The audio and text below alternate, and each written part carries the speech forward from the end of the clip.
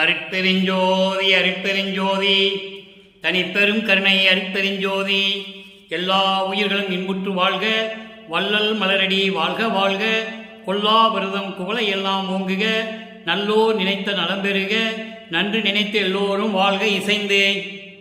உலக மக்களே, அறிவார்ந்த அன்பர்களே, ஆண்மநேய ஒருமைப்பாடுடைய அன்பர்களே, வல்லப்பமான நமக்கு அருளிய திருவருட்பாவில் 3ஆம் திருமுறையில் 2ஆம் பதிகத்தில் இருக்கின்ற நாரையும் கிளியும் நாட்டுறும் தூது என்ற பதிகத்தில் இருக்கின்ற பாடலுடைய விளக்கங்களை பார்த்து கொண்டிருக்கிறோம்.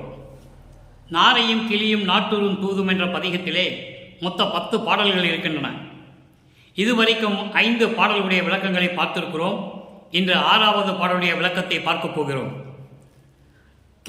நாரையும் கிளியும் நாட்டுறும் தூதும் என்பது வல்லப்பமானவர்கள் இந்த மண்ணுலகை வருவிக்க உற்று 9 ஆண்டுகள் வரையிலும் மறைப்பு இருந்த நிலையில் இருந்து கொண்டிருக்கிறார். அவருடைய தந்தை அருட்பெருஞ்சோதி ஆண்டவர் 9வது ஆண்டிலே வந்து ஆட்கொண்ட பிறகு மறைப்பு நீங்குகிறது. மறைப்பு நீங்கிய உடனே இறைவனை பார்க்க திருவொற்றியூர் செல்லுகிறார். திருவொற்றியூரில் இருக்கின்ற தியாகராஜ பெருமானை வணங்குவதற்காகவும் இறைவனை பார்ப்பதற்காகவும் இறைவன் திருவிழா வீதி வரும்போது, பவனி வரும்போது இறைவனை பார்க்க வேண்டும் என்பதற்காக அங்கே தெருவிலே நின்று காத்து கொண்டிருக்கிறார். காத்து கொண்டிருக்கிறது மட்டுமல்லாமல் எப்படியாவது இறைவனிடம் இருந்து அருளை பெற வேண்டும் என்ற ஏக்கத்தில் அங்கே நின்று கொண்டிருக்கிறார். இறைவன் வருகிறார். தியாகராஜ பெருமான், அதாவது சிவபெருமான் பவனி வருகிறார். மகனை பார்த்த உடனே காட்சி கொடுக்கிறார். காட்சி கொடுத்த உடனே, அதாவது முதல்ல மகனை பார்த்த உடனே தெருவிலே ஓடி விடுகிறார். திரும்பி பார்க்காமல் ஓடி விடுகிறார். அப்படி ஓடும்போது இவரும் பின்னால் ஓட நினைக்கிறார். ஓட முடியவில்லை. இறைவன் ஓட்டத்தை பிடிக்க முடியுமா? முடியாது. மனம் வருந்தி மீண்டும் ஒரு நாள் பவனியை பார்ப்பதற்காக திருவொற்றியூர் செல்லுகிறார். அப்போ மகனுக்கு காட்சி கொடுக்கிறார். காட்சி கொடுக்கும்போது மகன் மெய்மறந்த நிலையில் இருக்கும்போது, இறைவனை பார்த்து விட்டோமே என்று மெய்மறந்து சிலிர்த்து இருக்கும்போது மறைந்து விடுகிறார். ஆக இறைவனை பார்க்கவே முடியவில்லை. இறைவனிடம் அருளை பெற முடியவில்லை. அந்த ஏக்கத்தில் இருந்து கொண்டிருக்கும் போதுதான் நாரையையும் கிளிகளையும் தூது அனுப்புகிறார். முதலிலே நாரையை அனுப்புவார், 2வதாக கிளிகளை தூது அனுப்புவார். அப்புறம் மறுநாள் நாரையை அனுப்புவார், கிளிகளை அனுப்புவார், நாரையை அனுப்புவார். இன்று கிளிகளை தூது அனுப்புகிறார். எப்படி சொல்லி தூது அனுப்புகிறார் என்பதை ஒவ்வொரு பாடலிலும் நாம் பார்க்கிறோம். ஒரு காதலன், ஒரு காதலி காதலன் மேல் எவ்வளவு காதல் கொண்டிருந்தால், அளவில்லாத காதல் கொண்டிருந்தால் அந்த காதலுடைய மனம் எப்படி துடிக்கும் என்பதை வல்லப்பெருமான் இங்கே இறைவன் மீது கொண்டுள்ள காதலை உலக மக்களுக்கு தெரிவிக்கிறார். அப்போ இறைவன் மீது காதல் கொண்டுள்ளதனால், இறைவனிடம் அருளை பெற வேண்டும் என்பதால் அந்த ஏக்கத்துடன் கிளிகளையும் நாரையும் மாறி மாறி தூது அனுப்புகிறார். நாம் நேரே சென்றாலும் கூட நம்மளை விட்டு ஓடுகிறார். காட்சி கொடுத்து விட்டு மறைந்து விடுகிறார். அதனால் தூது அனுப்புவோம் என்று சொல்லி தூது அனுப்புகிறார். அந்த தூது எப்படிப்பட்ட தூது, எப்படி சொல்லி அனுப்புகிறார் என்பதை உலக மக்களுக்கு தெரியப்படுத்துகிறார். தன்னை தலைவியாகவும் இறைவனை தலைவனாகவும் வர்ணனை செய்து இந்த பாடலை நமக்கு அருளியிருக்கிறார்கள். அந்த வகையில் இன்று நாம் பார்க்க வேண்டிய பாடல் 3ஆம் திருமுறை பதிகம் 2, நாரையும் கிளியும் நாட்டுறும் தூது, 6வது பாடல். இந்த பாடலுடைய பதவுரை தெளிவுரை பார்த்த பிறகு, சமயங்களும் மதங்களும் மார்க்கங்களும் சூழ்ந்திருந்த நிலையில், தான் யார் என்ற தெரியாத நிலையில், சமரச சுத்த சன்மார்க்கத்தை பெறாத நிலையில், அதாவது 2வது எட்டில் இருந்து கொண்டிருக்கிறார். இந்த மண்ணுலகை வருவிக்க உற்று 51 ஆண்டுகள் வரை தோன்றும் துணையாக இருந்து கொண்டிருக்கிறார். இந்த 51 ஆண்டுகளையும் 8 பிரித்து அருட்பெருஞ்சாண்டவர் தன் மகனுக்கு அருளை கொடுக்கிறார். இப்போ வல்லப்பமானவர்கள் 2வது எட்டில் இருந்து கொண்டிருக்கிறார். 2வதில் இருந்து கொண்டுதான் 2ஆம் திருமுறை 3ஆம் திருமுறை நடந்து கொண்டிருக்கிறது.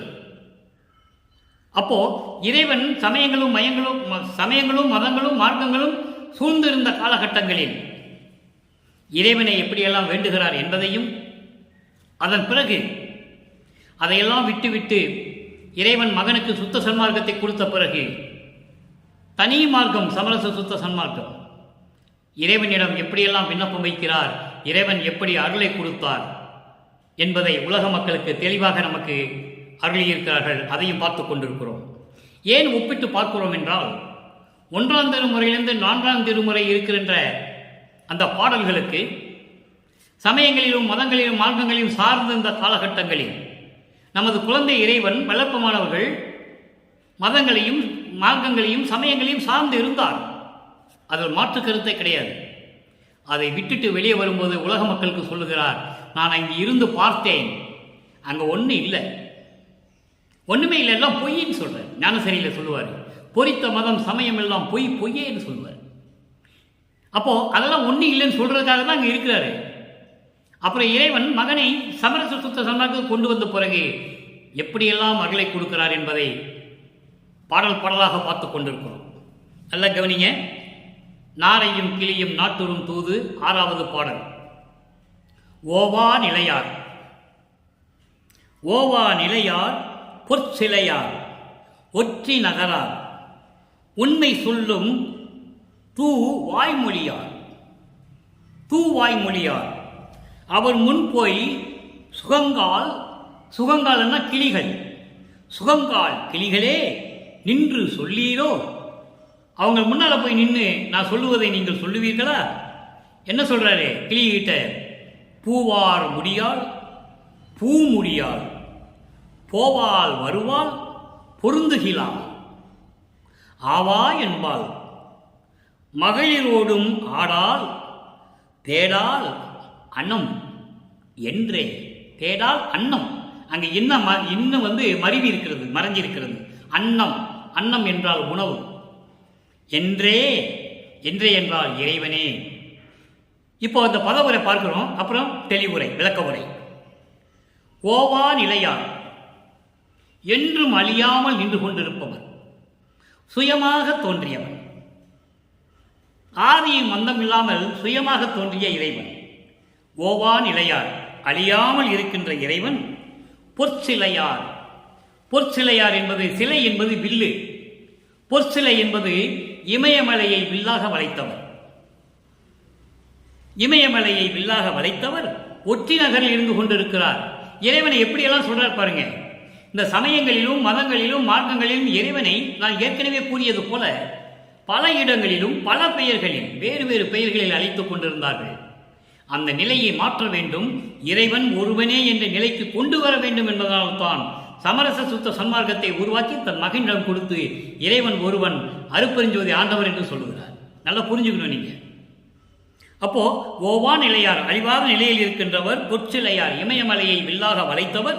ஒற்றி நகரார், அவர் ஒற்றி நகரில் இருக்கிறாரு. உண்மை சொல்லும் தூவாய் மொழியார், உண்மையை பேசக்கூடிய புனிதமாக பேசக்கூடிய, உண்மையை புனிதமான பேசக்கூடிய இறைவன். அவர் போய் முன்னர் நின்று சுகங்கால் சொல்லீரோ, கிளியிலே சொல்லுங்கள், பூவார் முடியாள், கூந்தலை அவிழ்ந்த கூந்தலை முடிக்க மாட்டேன் என்கிறாள். பூ முடியாள், அந்த கூந்தலிலே பூவை சூடுவதில்லை. போவாள் வருவாள், இங்கேயும் அங்கேயும் சுத்திக்கிட்டு இருக்கா. அங்க போவா, திருப்பி இங்க வருவா. ஒரு நிலையில் இருப்பதில்லை. பொருந்துகிறாள், ஒரு நிலையிலும் இருப்பதில்லை. ஆவா என்பாள், ஐயோ என்று புலம்புகிறாள்.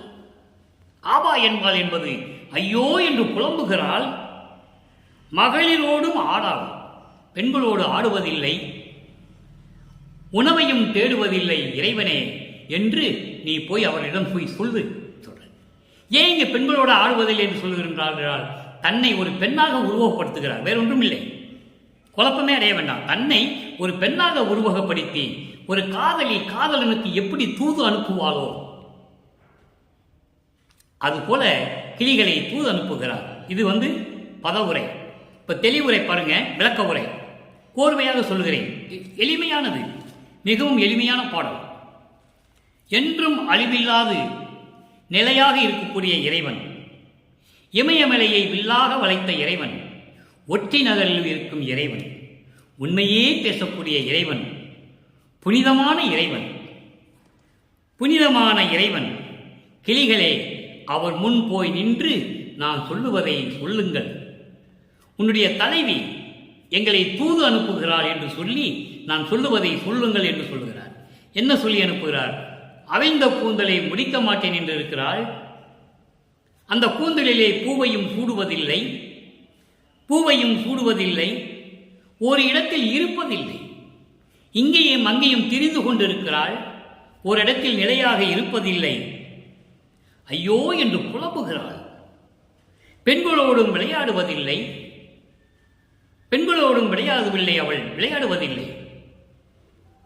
உண்ண உணவும் எடுத்துக்கொள்வதில்லை, உணவும் உண்பதில்லை. இறைவா, தலைவி மீது இரக்கம் காட்டக்கூடாதா என்று சொல்லி கிளிகள் இறைவனிடம் சொல்லுகின்றன. இதே பாடல் இப்போ சமயங்களோ மதங்களோ மார்க்கங்களோ சூழ்நிலையிலே சொல்லிட்டார். அப்போ இதுக்கு மாற்று அந்த நிலைகளிலிருந்து வெளியே வரும்போது சொல்லணும்ல. அப்போ 6ஆம் திருமுறைக்கு வரும்போது சமரச சுத்த சன்மார்க்கத்தை பெற்ற பிறகு அதே திருவொற்றியூரில் இருக்கின்ற இறைவனை எப்படி சொல்லுகிறார்? எப்படியெல்லாம் அங்கே இறைவனை வர்ணிக்கிறார்? சமரச சுத்த சன்மார்க்கத்தை பெற்ற பிறகு பதிகம் 20 பிள்ளை பெருவிண்ணப்பம் 16வது பாடல். அங்கே இருக்கின்ற 6வது பாடலுக்கு பிள்ளை பெருமத்திலே 16வது பாடலில் என்ன சொல்கிறார் பாருங்க. இறைவன் எங்க இருக்கிறாருன்னு, அங்க திருவொற்றியூரில் இருக்கிறாரு, இமயமலை வில்லாக வளைச்சவர், அழியாதவர், இதெல்லாம் சொல்லுவார். இங்கே இறைவன் எங்கே இருக்கிறார்? வேறுபாடை நீங்க நல்லா கவனிக்கணும். அப்படி நீங்க பார்த்தாதான், இந்த விளக்கம் சொன்னால்தான் 200 ஆண்டுகளாக சொல்லப்பட்ட கருத்துக்கள் எல்லாம் மாறுபட வேண்டும். அப்படியே இருந்தார் வளர்ப்புமான். சமயங்களையும் மதங்களையும் திருநீர் பூசிக்கொண்டு உத்தராட்சக்கட்டை போட்டுக்கொண்டு இருந்தார் என்று சொன்னார்கள். உண்மைதான். அதை மாற்றினார் அல்லவா? வேண்டாம் என்று சொன்னார் அல்லவா? விட்டுவிட வேண்டியதுதானே? அதுதானே நியாயம், அதுதானே தர்மம், அதுதானே சத்தியம். சமரச சுத்த சன்மார்க்கம் தனி மார்க்கம். அதான் இங்க சொல்றாரு பாருங்க. கற்றவர் உள்ளத்தே கரும்பினில் இனிக்கும் கண்ணுதல் கடவுளே. இங்கே இறைவனை உருவமாகவும் சொல்லுவார், அருவமாகவும் சொல்லுவார், அருவமாகவும் சொல்லுவார். 3 நிலைகள் இருக்கின்ற இறைவன் ஞானதேகம் கொண்ட இறைவன். கற்றவர்களுடைய உள்ளத்திலே, மெய்யறிவை கற்றுடைய உள்ளத்திலே கரும்பு போல இனித்துக் கொண்டிருக்கின்ற நெற்றிக்கண் உடைய இறைவனை கண்ணுதல் கடவுளே என்று சொல்லுகிறார். இது உருவம். அருவம் ஜோதி. ஜோதி பார்க்கறதுக்கு கண்ணுக்கு தெரியுது இல்ல, ஆனா மனிதனோட கைகளும் கால்களும் தெரியாது. அந்த மாதிரி ஒரு உருவம் இருக்காது. அருவம். அப்படி கரும்பில் இனிக்கும் கண்ணுதல் கடவுளே, என்னை பெற்ற தாய் நேயர், நல்லா கவனிச்சுட்டே வாங்க. என்னை பெற்ற தாய் நேயர் உறவினர் துணைவர், பெருகிய பழக்கம் மிகும் உடையோர், மற்றவர் இங்கே தனித்தனி பிரிந்து மறைந்திடதோறும் அப்பிரிவை உற்று நான் நினைக்குந்தோறும் உள் நடுங்கி உடைந்தனன். உடைகின்றேன் எந்தாய். ஆக கற்றவர்களின் உள்ளத்திலே கரும்பு போல இனித்துக் கொண்டிருக்கின்ற நெற்றிக்கண் உடைய கடவுளே, என்னை பெற்ற தாய், இந்த மண்ணுலகிலே என்னை வருவிக்க செய்வதற்காக ஒரு தாயின் கருவறையிலே வைத்து அந்த தாய் என்னை 10 மாதம் சுமந்து, இந்த மண்ணுலக்கு பெற்றுக் கொடுத்தாளே, ஈன்று கொடுத்தாளே, அந்த தாய் அன்பர்கள், நேயர்கள்னா அன்பர்கள், நண்பர்கள், உறவினர்கள், துணைவர்கள், துணையாக இருக்கக்கூடியவர்கள், பெரிய பழக்கம் உடையவர், நல்ல பழகியவர், நெருக்கமாக பழகியவர்கள் மற்றும் மற்றவர்கள் இங்கே என்பது இந்த மண்ணுலகிலே இப்பொழுது தனித்தனி பிரிந்து மறைந்திட, ஒவ்வொரு ஆளாக உயிர் பிறந்து இறந்திடும் போது பிரிந்து மறைந்திட, உயிர் பிரிந்து மறையும் போது, இறக்கும் போது, அந்த நேரத்தில் அப்பிரிவை நினைத்து, அந்த பிரிவை நினைத்து நான் நினைக்கும் போதெல்லாம் என் உள்ளம் நடுங்கி உடைந்தன். உள்ளம் நொறுங்கி போச்சு, சுக்கா நொறுங்கி போச்சு. உடைந்தனன், உடைகின்றேன், இன்னும் மனசு உடைந்து கொண்டிருக்கிறது எந்தாய் என்று சொல்லுகிறார். அப்போ சமரச சுத்த சன்மார்க்கத்தை பெற்ற பிறகு உயிர் நேயம் வந்து விடுகிறது. நல்லா கவனிக்கணும் நீங்க. ஏன்னா சமரச சுத்த சன்மார்க்கத்தின் முக்கிய லட்சியமே தான் ஆன்மீக ஒருமைப்பாடு. மற்றவர்களுடைய துன்பத்தை பார்க்கும்போது மனம் உருகும். அதான் சொல்லுகிறாரே, அப்படியெல்லாம் நினைக்கும் போது என் உள்ளம் நடுங்கி உடைந்த நான் உடைகின்றேன் என்றாய் என்று சொல்லுகிறார். அடுத்த ஒரு நிலை பாருங்க. இரண்டாவது நிலைக்கு ஒரு விளக்கம். பதிகம் 24 வாதனை கழிவு. அங்கே இறைவனை பார்க்க முடியாமல் தவிக்கிறார். இறைவன் மகனை புறந்தள்ளி விட்டு ஓடுகிறார். சாலையிலே தெருவிலே ஓடுகிறார். காட்சி கொடுத்து மறைகிறார். கிளிகளையும் நாரையையும் கிளிகளையும் தூது அனுப்புகிறார். எந்த பயனும் இல்லை. அதே மகனை சமயங்களையும் மதங்களையும் மார்க்கங்களையும் நீக்கிய பிறகு எப்படி மாயைகளையும் மயக்கங்களையும் உலக விடயங்களையும் எப்படி நீக்க வேண்டும் என்று இறைவனிடம் கேட்கிறார் பாருங்கள். தெரிந்த பெரியோருக்கு அருள் புரிதல் சிறப்பு என்று உரைத்த தெய்வமறை. தெரிந்த பெரியவருக்கு அருள் புரிதல் சிறப்பு என்று உரைத்த தெய்வமறை, திரிந்த சிறியோருக்கு அருள் புரிதல் சிறப்பில் சிறப்பு என்று உரைத்தனவே. நல்ல கவனிக்கணும். இங்கே சமயங்களையும் மதங்களையும் மார்க்கங்களையும் எப்படி சாடுகிறார்னு நீங்க பார்க்கணும். புரிந்தம் மறையை புகன்றவனும் நீயே. எப்படி அடிக்கிறார் பாருங்க. நெத்தி அடிக்கிற தந்தையை பார்த்து. எல்லாம் சொன்னது நீ தானே.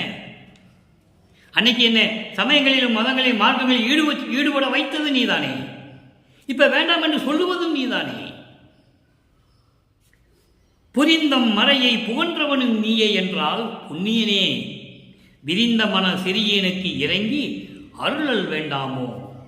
உன்னையே நம்பி வந்தவன் நான். உண்பனை எடிப்பினும் உடுப்பனை எடிப்பினும் உலகியை நம்பினேன் என்ற நண்பனே நவசார் பண்பனே உன்னையே நம்பினேன் கைவிடேல் என ஏன் சொல்லுவார். அற்புதமாக இருக்கும். அப்போ உன்னை நம்பி நான் வந்தவன் தானே. என்ன சொன்ன நீ முதல்ல? தெரிந்த பெரியோருக்கு அருள் புரிதல் சிறப்பு என்று தெய்வமறைகள் சொன்னது. வேதங்கள் சொன்னதில்லை. உண்மையை உணர்ந்தவர்களுக்கு அறிந்தவர்களுக்கு அருள் புரிதல் சிறப்பு என்று வேதங்கள் சொன்னதில்லை.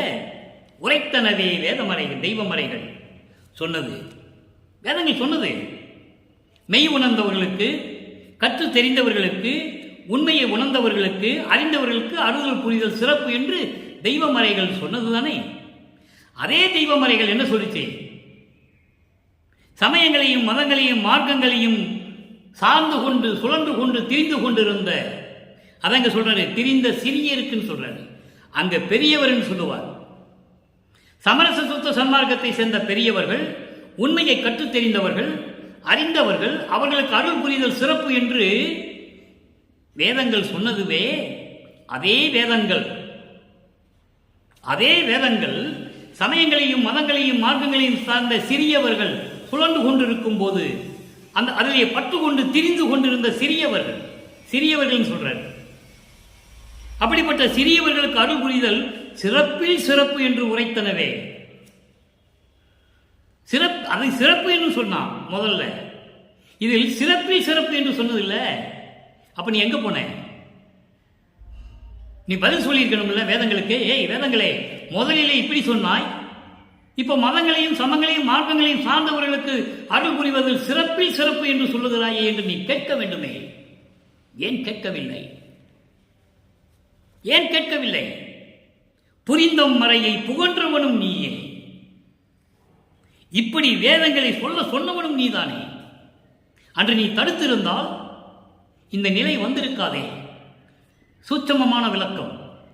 அதான் சொல்றாரே, புரிந்தம் மறையை புகன்றவனும் நீயே. நீ தடுத்திருக்கலாமே. சொன்ன வச்சது நீதானே. அப்போ நீயே என்றால் புண்ணியனே விரிந்த மன சிறியனுக்கு.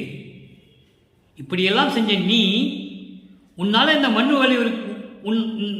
மண்ணுலக வருவிக்க விட்ட இந்த மகனுக்கு மனம் இறங்கி தயவு கூர்ந்து நீ அருள வேண்டாமா? உலகம் என்னை பார்த்து சிரிக்குமே. பெற்ற பிள்ளையை தெருவில் விட்டு விட்டான் என்று சிரிக்குமே. எனக்கு மனம் இறங்கி நீ அருள வேண்டாமா? அருள் செய்வாயாக என்று சொல்லி இந்த பாடலை நமக்கு அருளியிருக்கிறார்கள் வளர்ப்பு மாணவர்கள். அடுத்த ஒரு நிலைக்கு விளக்கம் பாருங்க. அபயம் வேண்டுதல் பதிகம் 35 அபயம் வேண்டுதல் 6வது பாடல். எப்படி 3ஆம் திருமுறையிலே இறைவனை பார்க்க முடியாமல் எப்படி தவித்து கொண்டு நாரையும் கிளிகளையும் தூது அனுப்பி கொண்டிருக்கின்ற இறைவன் நமது வளர்ப்புமானவர்கள் இறைவனிடம் எப்படி அபயம் வேண்டுகிறார் பாருங்கள். அங்கே இறைவனை பார்க்க முடியவில்லை, இங்கே இறைவனை பார்த்த பிறகு அபயம் வேண்டுகிறார். அடியார் இதயமாம் அடியார் இதயாம் புயனே அபயம், அரசே அமுதே அபயம் அபயம், முடியாது இனி நான் தரியேன், முறையோ முறையோ முதல்வா அபயம், கடியனேன் அலன் நான் கடியேன் அலன் நான், அபயம் அபயம் கருணாகரனே அபயம் அபயம், தடியேல் அருளால் தடியேல் அருள்வாய் தடியேல் அருள்வாய் அபயம் அபயம், தருண் ஆதவனே அபயம் அபயம், நான் உன் அடைக்கலம் அல்லவா, நான் உன் மகன் அல்லவா. அடியார்களின் சாதுக்களின் உள்ளத்திலே இதயத்திலே இருந்து கொண்டிருக்கின்ற அழகான தோள்களை உடைய இறைவனே அபயம், அரசே அமுதே அபயம் அபயம், முடியாது இனி நான் உன்னால் இந்த மண்ணுலக்கு வருவிக்கு உற்று இற்றைய பகல் வரை நான் பட்ட துன்பங்கள் துயரங்கள் அதை நினைத்தால் இரும்பும் இரும்பும் கரையுமே மலையும் கரையுமே என்று சொல்லுவார். மெய்யர்கள் வியப்பில் வரும். அது அடுத்த பதியத்தில் நம்ம அந்த விளக்கங்களை பார்க்க போகிறோம்.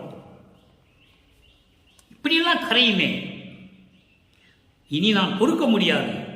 இது முறையா, இது நீதியா, இது தர்மமா, நான் உன் மகன் அல்லவா, நீ எனக்கு வாய்த்த தந்தை அல்லவா. மாலை மணி பொதுமன்றில் நடமாடுகின்ற இறைவனே சொல்வார். பொற்சபையிலே நடனமாடிக் கொண்டிருக்கின்ற இறைவனே, இது முறையா, இது உன் அருளுக்கு அழகா. அபயம் அபயம் முதல்வனே, முதல் கடவுளே, ஆதியும் அந்தமெல்லாம் தோன்றிய அருப்பெருஞ்சோதியே, எல்லாருக்கும் கடவுளானவனே, மூத்தவனே, கடியேன் அலன் நான், நான் விளக்கக்கூடியவன் அல்ல, விளக்கப்படக்கூடியவன் அல்ல, நான் புறந்தள்ளப்படக்கூடியவன் அல்ல. என்னை அழைத்துக் கொள்ள வேண்டும், என்னை அணைத்துக் கொள்ள வேண்டும். நான் விளக்கப்படக்கூடியவன் அல்ல, நான் ஒதுக்கப்படக்கூடியவன் அல்ல, நான் விளக்கப்படக்கூடியவன் அல்ல. உன்னாலே வருவிக்க உற்றவன் உன் மகன். அபயம் அபயம் கருணாகரனே அபயம் அபயம், கருணை உள்ளம் கொண்ட இறைவனே, கருணை உள்ளம் கொண்ட இறைவனே, நான் உன் அடைக்கலமே, தடியேல் அருள்வாய், என்னை ஒதுக்கி விடாமல் புறந்தள்ளாமல், என்னை ஒதுக்கி விடாமல் புறந்தள்ளாமல் எனக்கு அருள்வாயாக. நான் உன் அடைக்கலமே அடைக்கலமே, தருண் ஆதவனே, அருள் ஒளியோடு விளங்கிக் கொண்டிருக்கின்ற உதய சூரியனே. ஆதவன் என்றால் உதய சூரியன். சூரியனுக்கு ஒளி குடிக்கூடிய இறைவன் அருட்பெருஞ்சோதி. இறைவனிடம் அந்த அருளை பெற்றுக்கொண்டுதான் சூரியன் உதிக்க வேண்டும், மறைய வேண்டும். அப்படிப்பட்ட இறைவனை நான் அடைக்கலமே அடைக்கலமே என்று சொல்லி இந்த பாடலை அருளியிருக்கிறார்கள். இறுதியாக ஒரே ஒரு விளக்கம். எப்படின்னா, இப்படியெல்லாம் வருத்தப்படுகின்றார். சமயங்களையும் மதங்களையும் மார்க்கங்களையும் சார்ந்து கொண்டிருந்த நிலையில் இறைவன் மகனை பார்த்து தெருவிலே ஓடுகிறார். காட்சி கொடுத்தும் அருளை கொடுக்கவில்லை. நாரையும் கிளிகளையும் மாறி மாறி தூதி அனுப்பும் பிரயோஜனம் இல்லை. அந்த நிலையில் இருந்து கொண்டிருக்கும் பொழுது அவர் மனம் எப்படி வருந்தி இருக்கும்? அன்பர்களை யோசித்து பாருங்க. ஒரு இறைவனால் மகனாக வருவிக்க உற்று எந்த நிலையும் அடைய முடியாமல் எப்படியெல்லாம் வரிந்து கொண்டிருப்பார், அவர் மனம் எப்படி துன்பப்பட்டுக் கொண்டிருந்திருக்கும் என்பதை நினைத்து பாருங்கள். உடம்பு சிலிர்க்கும். அதன் பிறகு தந்தை மகன் மீது கருணை கூர்ந்து வருகிறார். எங்கே? 4வது எட்டில் வருகிறார். 4வது எட்டு என்பது 4 8 32. இந்த மண்ணுலக்கு வருவிக்க உற்று 32வது ஆண்டு முதல் 35 ஆண்டுகளுக்குள் தன் மகனை சமயங்களிலும் மதங்களிலும் மார்க்கங்களிலும் நீக்கிவிட்டு சமரச சொத்து சன்மார்க்கத்தை கொடுத்த பிறகு எப்படி அருளை பெற்றுக்கொண்டார், எப்படி விளக்குகிறார், எப்படியெல்லாம் அருள வேண்டும் என்று சொல்லுகிறார். அருள் விளக்க மாலையில் ஒரே ஒரு பாடல் விளக்கம். 6ஆம் திருமுறையிலே அருள் விளக்க மாலை 37வது பதிகம் 6வது பாடல். இறைவனை பார்க்க முடியவில்லை, பேச முடியவில்லை, அருளை வாங்க முடியவில்லை. சமயங்களையும் மதங்களையும் மார்க்கங்களையும் நீக்கிவிட்டு இறைவன் ஆட்கொள்ளுகிறான்.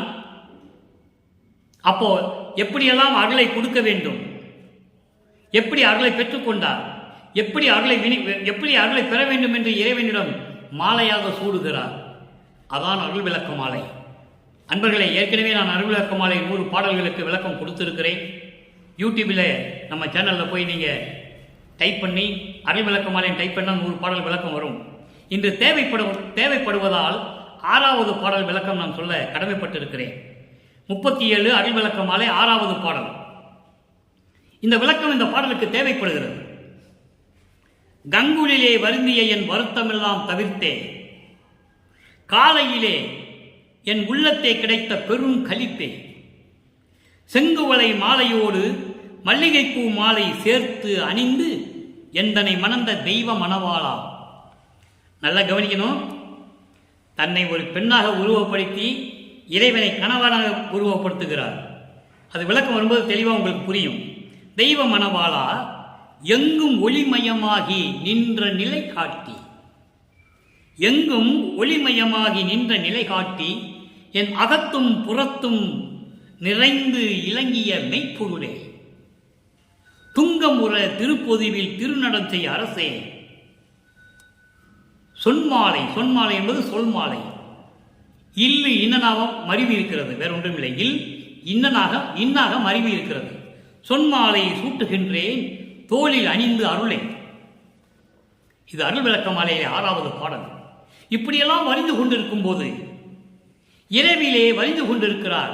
தந்தையை பார்க்க முடியவில்லை, பேச முடியவில்லை, அருளை பெற முடியவில்லை என்று இரவிலே வலிந்து கொண்டிருந்த போது காலையிலே வந்து எல்லா கவலைகளையும் துயரங்களையும் வருத்தங்களையும் எல்லாம் நீக்கி என் உள்ளத்தே கிடைத்த பெரும் களிப்பே, என் உள்ளத்தில் இருக்கின்ற பேரின்பமான இறைவனை, பெரும் களிப்பை என்று சொல்லுகிறார் இறைவனை, அருட்பெருஞ்சோதியை. நான் வருந்திய வருத்தமெல்லாம் காலையிலே வந்து தவிர்த்து எல்லாவற்றையும் நீக்கி என் உள்ளத்திலே தங்கிய பேரின்ப கடவுளே, அருட்பெருஞ்சோதியே, செங்குவளை மாலையோடு மல்லிகைப்பூ மாலை சேர்த்து அணிந்து எந்தனை மணந்த தெய்வ மணாளா. இந்த விளக்கம் 2 விளக்கம் இருக்கிறது.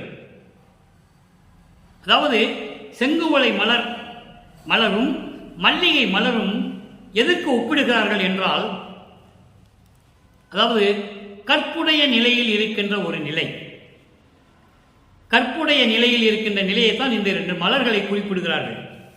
செங்குவள மலரும் மல்லிகைப்பூ மாலை, இது 2 சேர்த்து அணிந்து வந்து என்னை மணந்த, என்னோடு 2 கலந்து கொண்ட இறைவனை தெய்வ மணாளா, இறைவனை அருட்பெருஞ்சோதி என்று சொல்கிறார். இங்கே செங்குவளை மலரோடு மல்லிகைப்பூ மணக்கள் சேர்ந்து அணிந்த என்பது சுத்த தேகம், அதாவது சமரச சுத்த சன்மார்க்க விளக்கம், உலகியல் விளக்கம், உரைநடை விளக்கம், கற்பை குறிக்கும் மலர். அதான் மல்லிகைப்பூ மலரும் செங்குவளை மலரும் கற்பை குறிக்கக்கூடிய மலர். கற்பை குறிக்கக்கூடிய மலர் என்பது திருமணமாகாத ஆண்களும் திருமணமாகாத பெண்களும் அணிந்து கொள்வது. அதை கற்புடைய அந்த நிலையை குறிப்பதற்காக சொல்லுகிறார்கள். இங்கே செங்குவளை மலரோடு மல்லிகைப்பூ மாலை சேர்த்து அணிந்து என்னை மணந்த தெய்வ மணாளா. சுத்த தேகம், சுத்த தேகத்து தான் மல்லிகை மனம் உண்டு.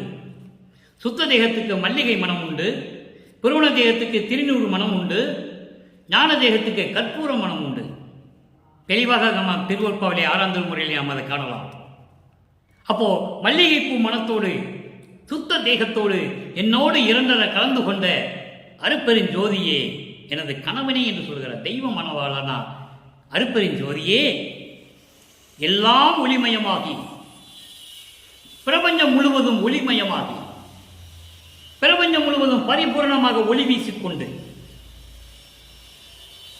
நின்ற நிலை காட்டி என்றும் அழியாத நிலையை எனக்கு காட்டி மரணமில்லா பெருவாழ்வு, அழியாமல் என்றும் இருக்கும் ஒரு நிலை. அழியாமல் என்றும் ஒரு நிலை இருப்பது கடவுள் நிலை. அதுதான் சிவநிலை, அதுதான் 16வது நிலை, அதுதான் கடவுளை அறிந்த அம்மையமாத நிலை, அழிவில்லாத நிலை. அந்த நிலையை காட்டி என் அகத்தும் புறத்தும், என் ஆன்மாவிலும் ஜீவனிலும் உயிரிலும், அகம் என்பது ஆன்மா, புறம் என்பது அகப்புறம் என்பது ஜீவன், புறம் என்பது ஐம்புறங்களிலும் என்று சொல்லலாம். ஆக உள்ளேயும் வெளியும் என்று சொல்லலாம்.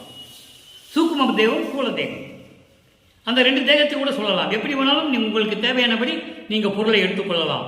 என் அகத்தும் புறத்தும், சூழ தேகத்திலும் சூக்கும தேகத்திலும் இருந்து கொண்டு விளங்கிக் கொண்டிருக்கின்ற மெய்ப்பொருளே, உண்மையான இயற்கை உண்மை விளக்க கடவுளாகிய அருட்பெருஞ்சோதி ஆண்டவரே, தெளிவாக சொல்லுகிறார். அருட்பெருஞ்சோதி ஆண்டவரே, துங்கமுறை திருப்பொதுவில் திருநடஞ்செய் அரசே. துங்கமுறை என்பது சுத்த நிலையில் இருந்து கொண்டு, சமரச சுத்த சன்மார்க்க நிலையில் இருந்து கொண்டு, புனிதமான நிலையில் இருந்து கொண்டு, திருப்பொதுவில் சத்திய ஞான சபையில் அருள்நடனம் செய்து கொண்டிருக்கின்ற எனது அரசே, நான் சொல்லுகின்ற பாமாலை ஏற்றுக்கொண்டு, அணிந்து கொண்டென்றால் ஏற்றுக்கொண்டு எனக்கு அருள வேண்டும் என்று சொல்லுகிறார். இது ஒரு விளக்கம். இன்னொரு விளக்கம், சொல்மாலை என்பது பாமாலை என்று சொல்லலாம். நான் வைக்கின்ற விண்ணப்பங்களையும் முறையீடுகளையும் ஏற்றுக்கொண்டு தயவு கூர்ந்து எனக்கு அருள் செய்ய வேண்டும் என்று சொல்லலாம். நீங்கள் எப்படி வேணாலும் விளக்கம் எடுத்துக் கொள்ளலாம்.